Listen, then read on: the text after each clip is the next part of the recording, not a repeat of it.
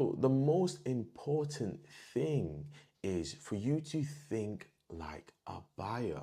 Understand, if you weren't in this position looking to sell your business and you were looking to buy a business, what will you be looking for? And all you need to do is reverse engineer that. Think about the risk that you might consider. Think about the fears that you might have.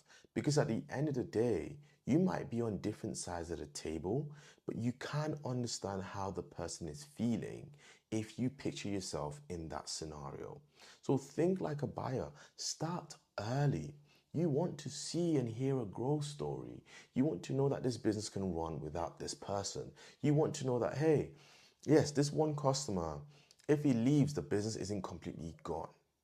So it's very important that you start early, and preparation is the most important part during this whole process. I cannot emphasize that.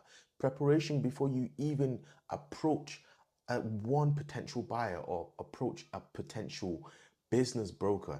Prepare, prepare, prepare. Because remember, if you're approaching a buyer, they're paying for sustainability, reliability, and profits, right? They're paying for something that's guaranteed or maybe close to guaranteed. Remember, a broker's job isn't transformation, it is distribution.